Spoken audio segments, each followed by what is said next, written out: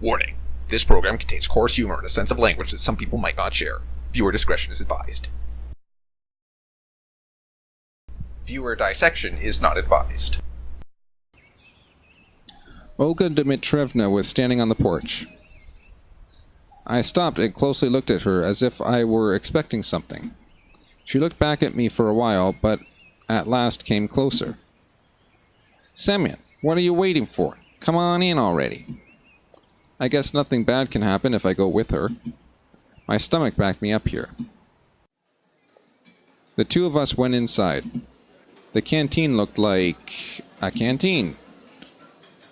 I had had a chance to visit a factory canteen at some point in my life. This one was exactly the same, just maybe a bit cleaner and more modern. Metal chairs and tables, glazed tiles on the walls and on the floor, unsophisticated tableware with the occasional crack. Guess that's what a canteen in a pioneer camp is supposed to look like. "Semyon, wait a moment. We'll find you a place to sit." She looked around the place. "Hold it right there." Olga Dmitrievna shouted at Alyssa, who was passing by. "What?" "What's up with your clothes?" "Anything wrong with them?" Indeed, her attire looked somewhat provocative. "Get your uniform nice and neat right now." "All right, then." Alyssa got her shirt straight and walked past, shooting an unpleasant glare at me. "So, where can we find a place to sit?" There wasn't a lot of free seats.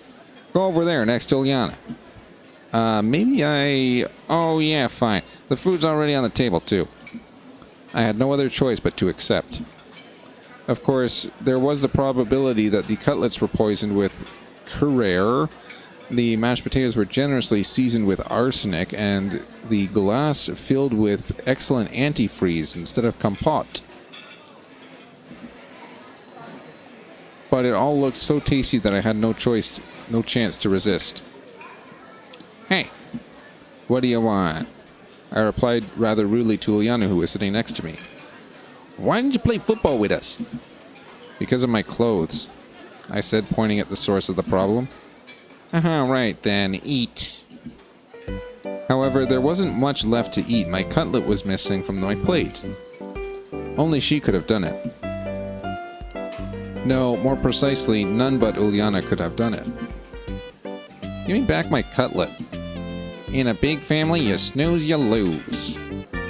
It can cost you a cutlet if you're careless." "Give it back, I'm telling you." Do I really want to fight with this person? I am going... they probably licked it. So that's not going to be very tasty. I'm just going to leave it as it is. See, I don't have it. And indeed, Ilyana's plate was empty. It seemed that this little girl eats as fast as she steals someone's cutlets. "Take it easy. We'll work something out now." She grabbed my plate and ran off. There was no point in following her. If they wanted to poison me here, they could have done it in a much easier way. About a minute later, Ilyana returned and handed me my plate with a hot steaming cutlet on it.